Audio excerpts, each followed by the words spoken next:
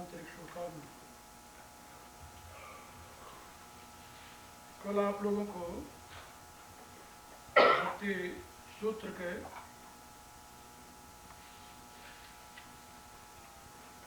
4 सूत्रों का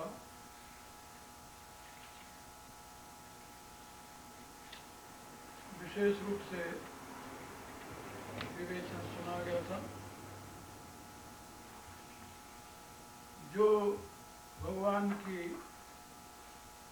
झांकी एक बार प्राप्त कर लेता है वह देवर्षि कहते हैं तत्प्राप्य तदेव अवलोकेत तदेव शृणोत तदेव भाषेत तदेव चिंतेत। सर्वत्र अपने प्रभु को ही देखता है, प्रभु की ही महिमा को सुनता है, प्रभु के विषय में ही चर्चा करता है और प्रभु के ही चिंतन में निबद्ध रहता है। इसका बृहद विवेचन कल किया गया था। लेकिन भक्त जो अभी प्रारंभिक अवस्था में है, इनिशियल स्टेट में, उसको निराश नहीं होना चाहिए कि हमारी तो भी ये स्थिति नहीं आई। इसके लिए बताते हैं पहले साधना भक्ति और फिर सिद्धा भक्ति। ऊपर जो गुण बताए हैं ये सिद्धा भक्ति के हैं।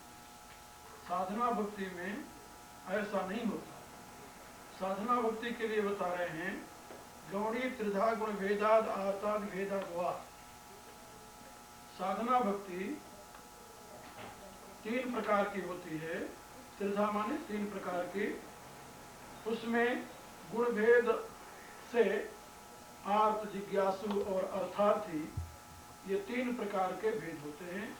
जैसा कि गीता में भगवान ने स्वयं कहा है, आर्त, अर्थार्थी, जिज्ञासु, ज्ञानी च वर्तते। कल मैंने इसकी व्याख्या आप लोगों को बता दी है। और इसमें बताया है उत्तरस्मात् पूर्व पूर्वा श्रेयाय भव, यानी एक की अपेक्षा दूसरी श्रेष्ठ है।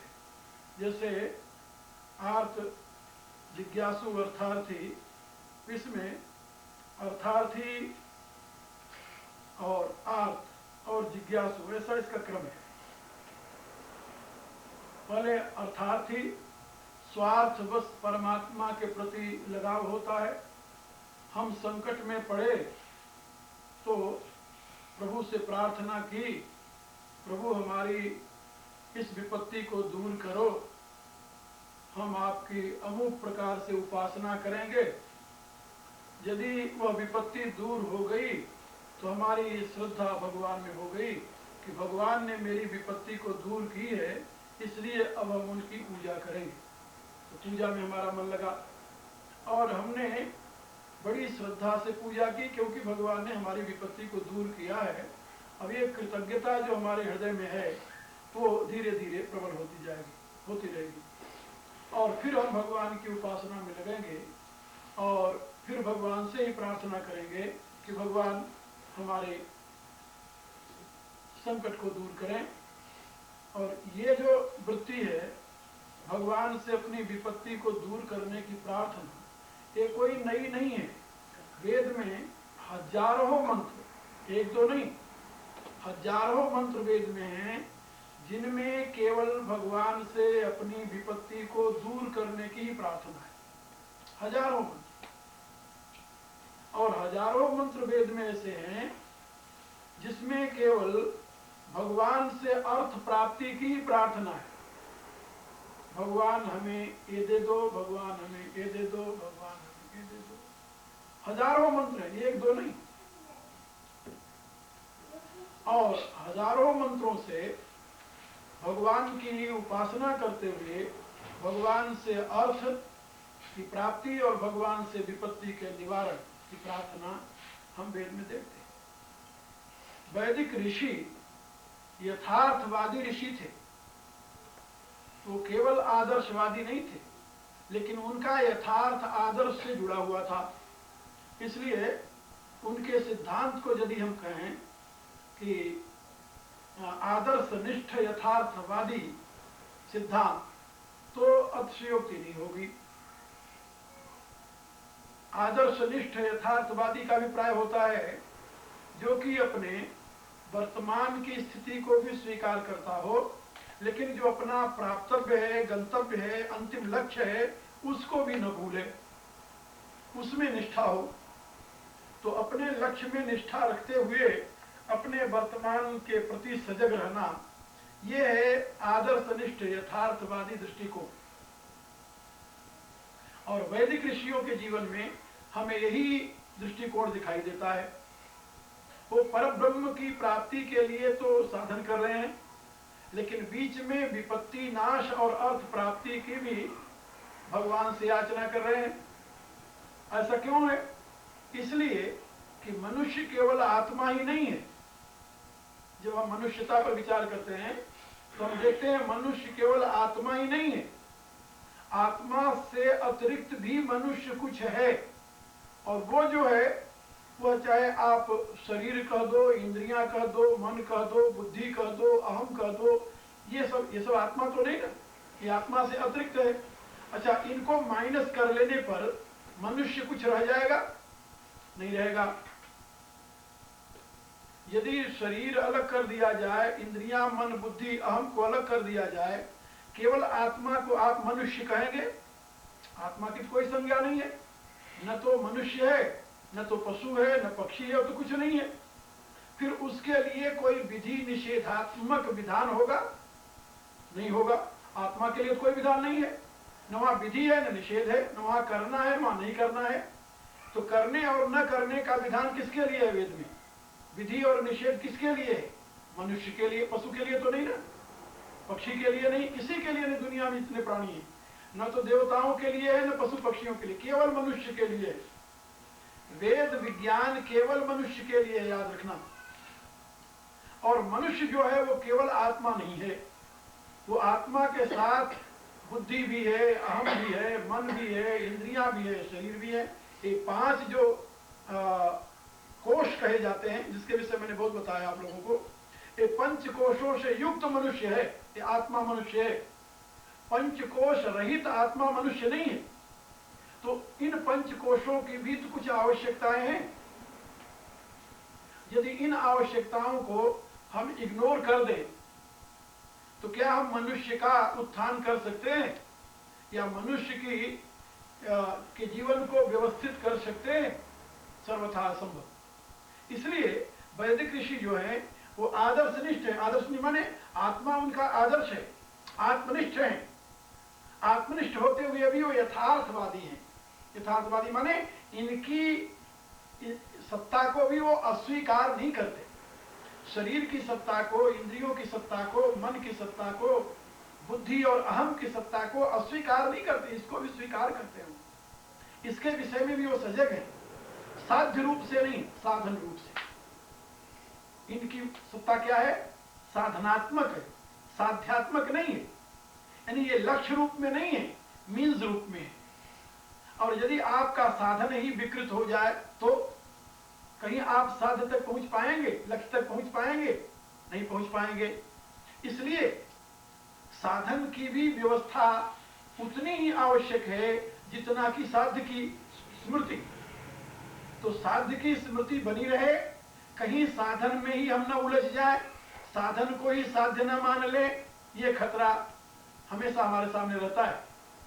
यदि हम साध्य की स्मृति नहीं बनाए रखेंगे तो साधन को ही हम साध्य मान बैठेंगे। आज आपको 99% लोग ऐसे मिलेंगे जिन्होंने साधन को ही साध्य मान रखा है, साध्य की स्मृति है ही नहीं उन्हें। और आपको ऐसे अभी नहीं, हमेशा प्रति युग में, प्रति समय ऐसे लोग मिलेंगे जो कि केवल साधन को ही साध्य माने हुए हैं, साध्य की स्मृति ही नहीं रहती। ऋषि बार बार उस साध्य की स्मृति दिलाते हैं कि भाई तुम्हारा साध्य ये नहीं है, लेकिन ये नहीं कहते कि ये इसको तुम निग्लेक्ट करो। बाद में एक ऐसी भावना चली भारत में जहां की इसको बिल्कुल मिथ्या घोषित करके, क्योंकि जब मनुष्य अधिक साधन में साध्य बुद्धि कर लेता है तो उसके सामने साधन के दोषों को बता करके उसमें से आस्था को हटाने के सिवा और कोई चारा नहीं रहता। तो जिस समय आचार्य शंकर का आविर्भाव हुआ था, उन दिनों अधिकांश लोग साधन को ही साध्य मान बैठे थे, क्योंकि कर्मकांड की प्रधानता थी। और उस स्थिति को देखते हुए आचार्य शंकर ने साधन के दोषों को एक एक करके मनुष्य के सामने रखा और इसका विश्लेषण करके इसकी निस्तारता भी मनुष्य के सामने रखी, क्योंकि इससे उसकी विरक्ति हो जाए, साध्य की स्मृति हो जाए। लेकिन ये उल्टा असर कर गया। उल्टा असर ये कर गया कि जो लोग साध्य में अनुरक्त नहीं हो सकते थे, उन्होंने कहा ये तो मेरे लिए है नहीं, ये तो सन्यासियों के लिए है। और जो लोग साध्य में अनुरक्त होने की क्षमता रखते थे, उन्होंने इसको पूरे के पूरे रूप में अस्वीकार करके, इसको भ्रम, इसको माया, इसको मिथ्या घोषित करके इससे दूर हो गए। तो मानव समाज यानी भारतीय मानव समाज दो भागों विभक्त हो गया। एक तो वो लोग जो संसारी कहे जाने लगे और दूसरे वो लोग जो असंसारी संत कहे जाने लगे, महापुरुष कहे जाने लगे। और ये 1500 वर्षों की हमारी जो संस्कृति है, भारत की सामाजिक जो स्थिति है, इसको यदि आप गंभीरता से देखेंगे तो दो संस्कृतियों वाली स्थिति मिलेगी। दो बिल्कुल अलग अलग दोनों। यानी जो वेदांत की व्याख्या है उसका साकार आपको स्वरूप मिलेगा संतों में। एक से एक त्यागी, एक से एक विद्वान, एक से एक तपस्वी, दुनिया को बिल्कुल तिनके के समान समझने वाले, समलोष्टा समकांचना की स्थिति रखने वाले, उनके लिए मिट्टी, सोना और पत्थर बराबर की स्थिति में रखने। ऐसे विरक्त भारत में कम नहीं, आज भी आपको हजारों मिलेंगे, हजारों मिलेंगे। और ऐसे भी लोग मिलेंगे जिन्होंने भगवान को दूर से नमस्कार करने के सिवा और कुछ नहीं किया है, जिनके जीवन का लक्ष्य केवल यह है कि किसी भी प्रकार से धन इकट्ठा हो जाए और इसमें हम पड़े रहें। ऐसे भी मिलेंगे आपको। यदि आप उनसे विरक्ति की बात करो तो कहते हैं हम सन्यासी नहीं हैं, हम तो गृहस्थ हैं, हमारे लिए तो यही करना है। यानी दो भागों में बट गया।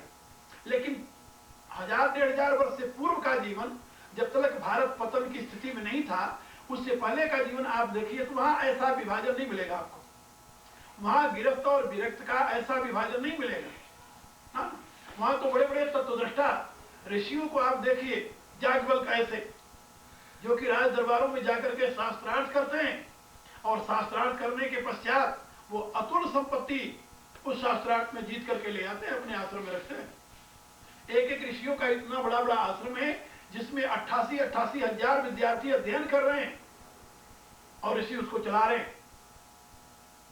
तो ऋषियों का जीवन उन दिनों ऐसा नहीं था जो केवल कोपीनवंतम खलु भागवंतम, ऐसा वो नहीं मानते थे कि जिसके पास केवल एक लंगोटी है वही सबसे बड़ा भाग्यशाली है। ये आचार्य शंकर ने 5 श्लोक लिखे हैं इसमें। कोपीनवंतम खलु भाग्यवंतम, कहा सबसे बड़ा भाग्यवान कौन है दुनिया में? कहा जिसके पास केवल एक कोपीन है, बाकी सब भाग्यहीन है। तो ऐसी उनकी दृष्टि नहीं है उन ऋषियों की। जिन ऋषियों के द्वारा इस प्रकार के शास्त्रों का आविर्भाव हुआ है, वो ऋषि तो बिल्कुल आदर्शनिष्ठ यथार्थवादी थे। वो जानते थे कि जिंदगी को पूर्णता तक पहुंचाने के लिए दोनों की आवश्यकता है। साधन भी उतने ही मूल्यवान है जब तक कि आप साध्य तक नहीं पहुंच गए जितना कि साध्य, और जब साध्य तक आप पहुंच गए तब आपके लिए साधन साधन है, लेकिन आपके लिए वो मूल्यहीन हो गया। लेकिन जो दूसरा आने वाला है उसके लिए तो उसकी उपयोगिता भी बनी हुई है। यह दृष्टिकोण है हमारे ऋषियों का, और ये 1000 वर्षों की गैप में यह दृष्टिकोण विकृत हो गया है। बहुत दुख की बात है, 1000 वर्षों के इस इतिहास में यह दृष्टिकोण ही गायब हो गया। कभी कभी सोच करके यानी एक प्रकार से बड़ी व्यथा होती है कि कितना सुंदर उपदेश था वैदिक ऋषियों का, और वो सब समाप्त हो गया। ये दो भागों में विभक्त हो गया। गृहस्थी सोचते हैं कि हम पाप करने के पूरे जिम्मेदार हैं, हकदार हैं, जिम्मेदार नहीं हकदार। और सन्यासी ये सोचता है कि हम बिल्कुल यानी संसार से अलग होने के, संसार के एक्टिविटी से बिल्कुल दूर होने के पूरे हकदार हैं। यानी हमारी कोई लायबिलिटीज जिसे कहते हैं अंग्रेजी में, वो समाज के प्रति नहीं है। सन्यासी ये सोचता है और गृहस्थ वो सोचता है। ये हमारे देश का दुर्भाग्य रहा है, जो कि दो प्रकार की विचारधाराएं देश में पनपी। लेकिन शास्त्रकारों ने ऐसा कोई दिशा निर्देश नहीं किया है। हाँ, प्रवृत्ति मार्गी निवृत्ति मार्गी दो प्रकार के लोग रहे हैं, प्राचीन ग्रंथों में मिलता है। लेकिन प्रवृत्ति मार्गी और निवृत्ति मार्गी जो है वो केवल मार्ग उनका है, लेकिन प्रवृत्ति मार्गी भी उसी लक्ष्य तक जा रहा है जिस लक्ष्य को निवृत्ति मार्गी जा रहा है, जिसकी व्याख्या गीता के 3रे अध्याय में, 5वें अध्याय में, 4थे अध्याय में कर्म सन्यासी और कर्मयोगी का करके किया गया है। 5वें अध्याय में तेस्तु कर्म सन्यासा कर्मयोगो विशेषते। तो कर्म सन्यासी निवृत्ति मार्गी है और कर्मयोगी प्रवृत्ति मार्गी है। ये दो प्रकार के रास्ते रहे, लेकिन दुर्भाग्य से वो सारी आदर्शनिष्ठ यथार्थवाद की साधना ही समाप्त हो गई।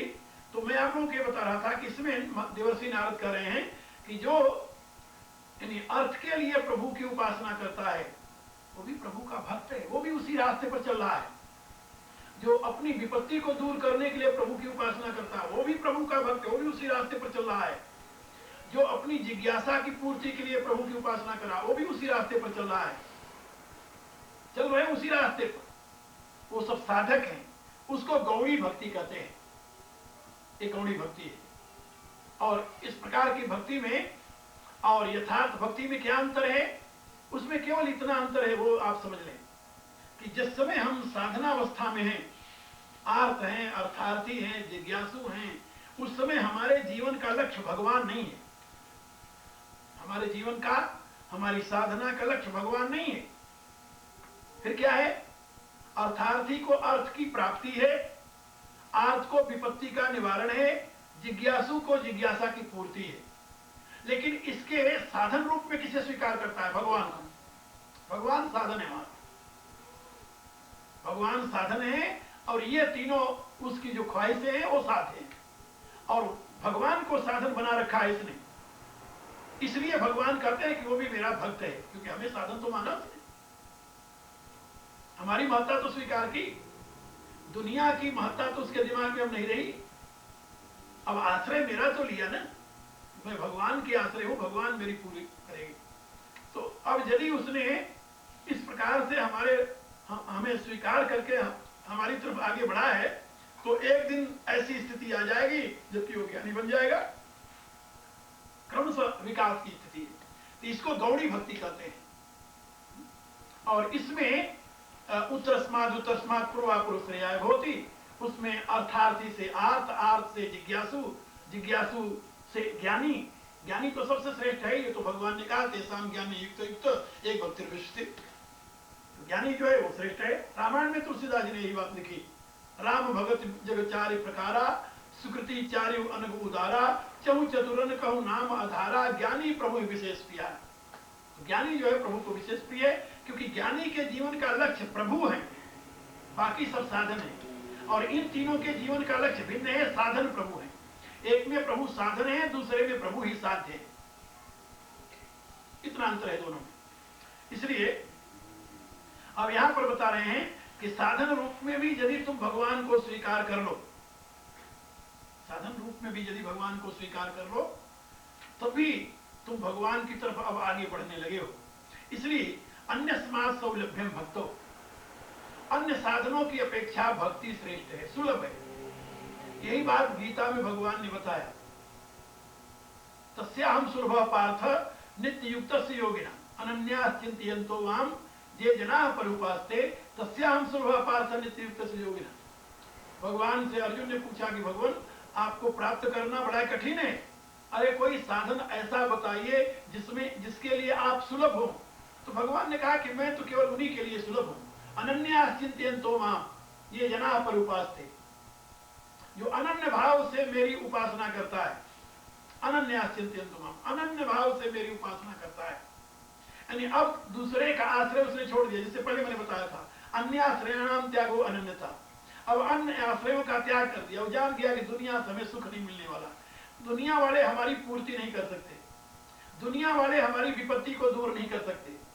यहाँ पर जो अर्थार्थी है वो अर्थार्थी माने दुनिया के भोग की प्राप्ति नहीं है, जो कुछ भी उसे चाहिए, जिस प्रकार का उसका अभाव है, उस अभाव की पूर्ति में दुनिया वाले सहयोगी नहीं हो सकते, सहायक नहीं हो सकते। वो जान गया है दुनिया की निर्बलता को, इसलिए अब अनन्य भाव से प्रभु का आश्रय ले लिया है उसने। अब प्रभु का आश्रय लेने के नाते वो भगवान का अनन्य बन गया है। तो अनन्यास्यन्तो माम ये जना परिउपास्ते तेषाम नित्याभियुक्ता नाम योगक्षेम भाम्यम। भगवान कह रहे हैं कि उसके उस नित्य युक्त के योग और क्षेम का वर्णन मैं कर देता हूं। जो उसके पास नहीं है उसकी व्यवस्था मैं करता हूं, उसे योग कहते हैं। एक दिन और मैंने बताया था कि जो नहीं है उसको उपलब्ध कराना योग है, और जो है उसकी रक्षा करना क्षेम है। तो भगवान दोनों की व्यवस्था कर देते हैं। संसार के सारे वैभव हों, उससे उसकी तृप्ति तो नहीं होती। तृप्ति का साधन तो भगवान के साथ आत्मीयता की अनुभूति है, एकता की अनुभूति है, और इस योग की पूर्ति उसको भगवत कृपा से प्राप्त हो जाती है।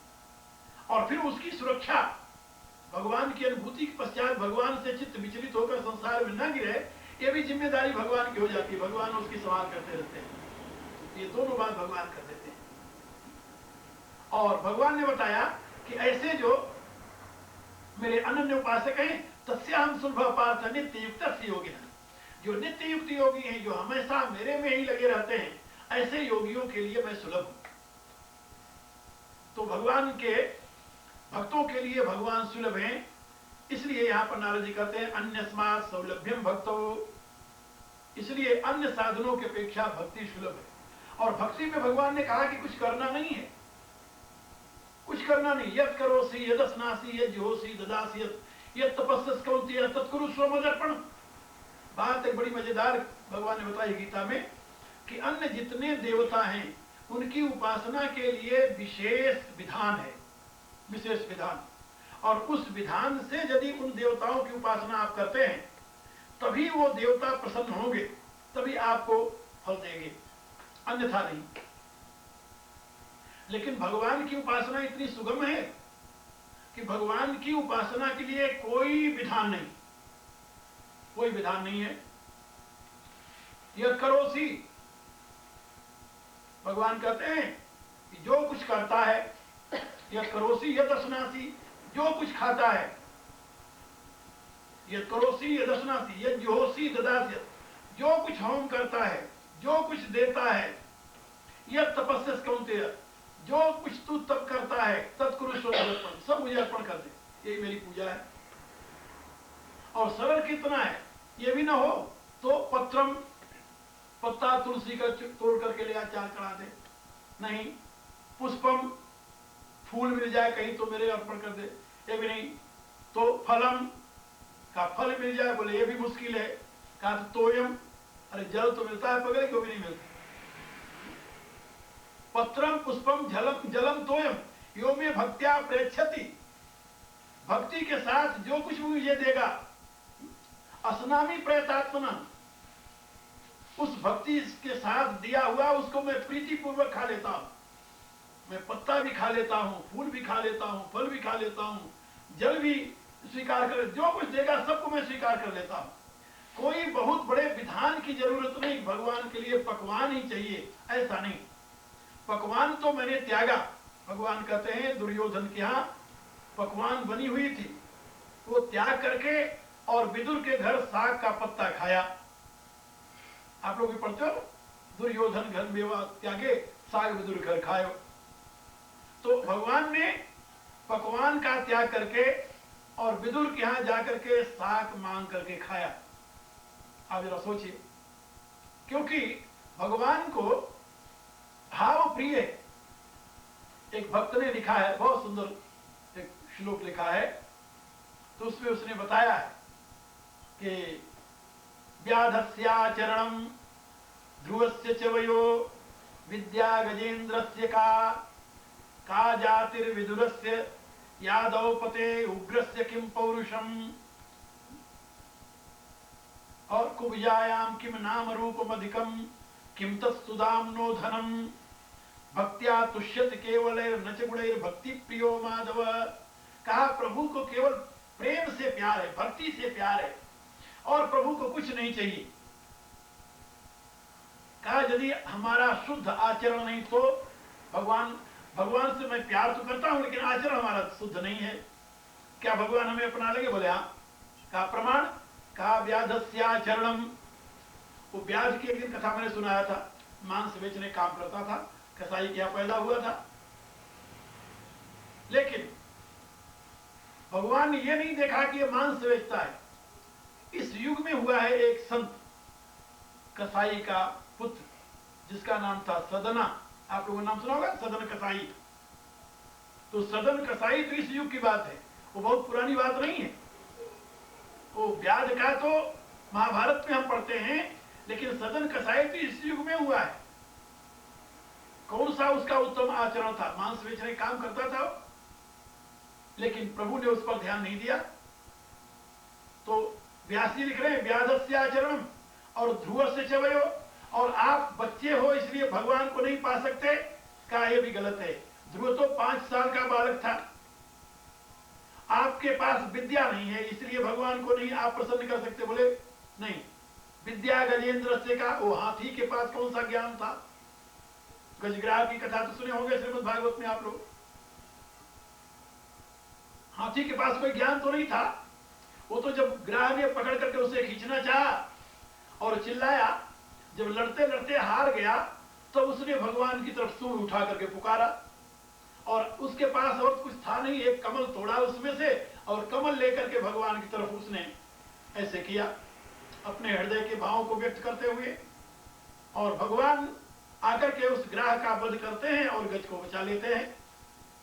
एक बड़ी सुंदर कथा आती है, भगवान जब ग्राह का वध करते हैं अपने चक्र से, तो उसको मोक्ष प्रदान करते हैं ग्राह को, और गज को भगवान संभालते हैं और उसको उबार करके बाहर ले आते हैं।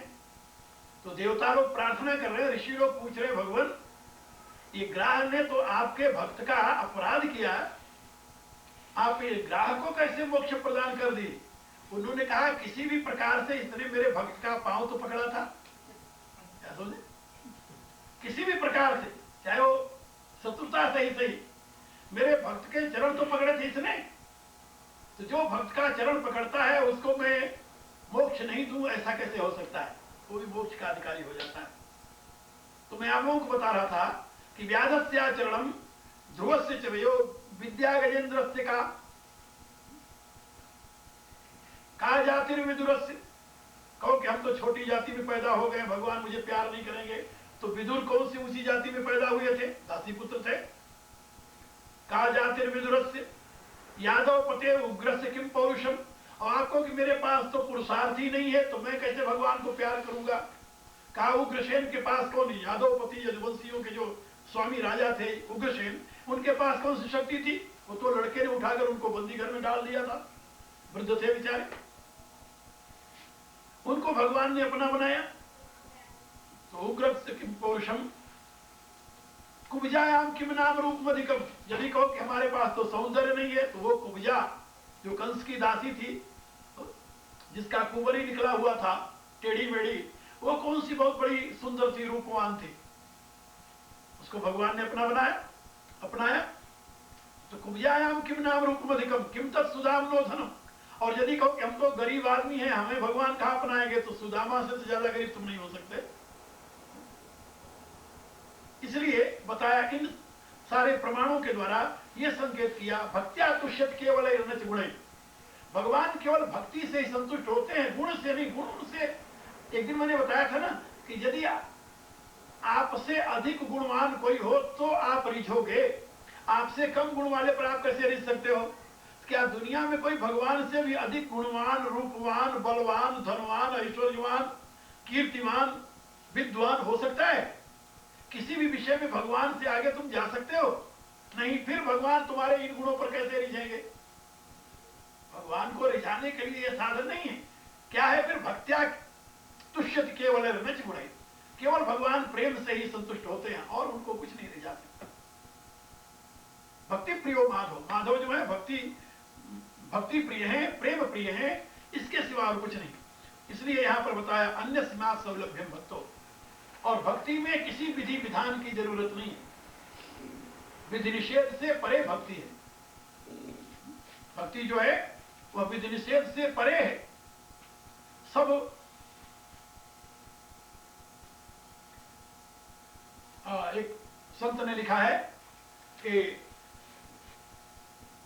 दुनिया में जितने साधन हैं उनसे सबसे परे